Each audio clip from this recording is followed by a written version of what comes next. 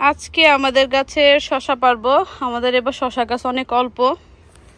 কয়টা মা শশা গাছ? 3টা মাত্র। গতবার অনেক শশা গাছ লাগাইছি আমরা, প্রায় 1-2 কেজির মতো শশাও খাইছি, কিন্তু এবার সব গাছ মরে মাত্র 3টা আছে। এই যে মাশাআল্লাহ, শশাটা তো অনেক বড় হয়েছে। এই যে আজকে এই শশাটাই পারবো। আর একটা ওই যে নিচে এটা ঝুলতেছে, এটা আরো কয়েকদিন পরে।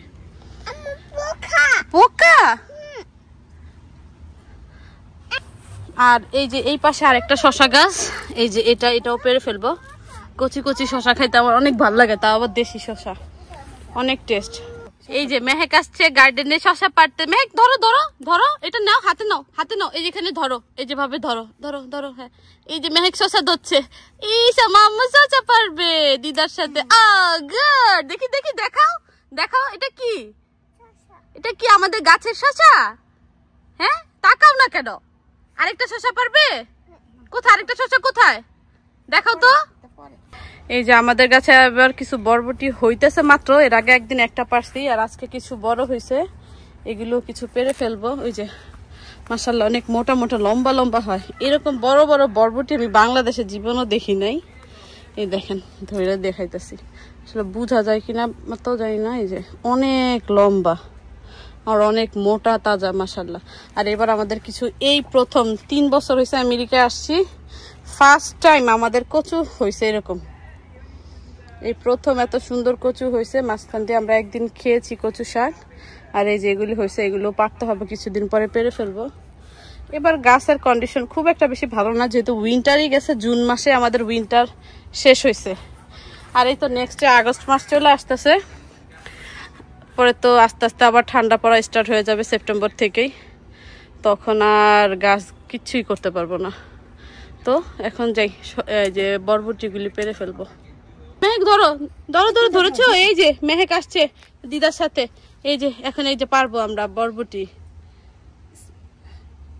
এই যে পেরেছে, দেখি দেখাও তো, আম্মুকে দেখাও, আম্মুকে দেখাও তো কয়টা নিয়েছো। ওয়াও, অনেক বড় তাই না? দেখি মেহেকের সমান কিনা। দেখি তো আম্মু কি নিছো। এটা কি? বরবটি। এটা কি নাম? এটা কি নাম বলো? তোমার হাতে কি? বরবটি। বরবটি। এই বরবটি কি খাবে? কে খায়? কে খায়? খাবে তাই নাকি? আর না না, এগুলি কালকে, এগুলি কালকে পারবো, এটা কালকে পারবো।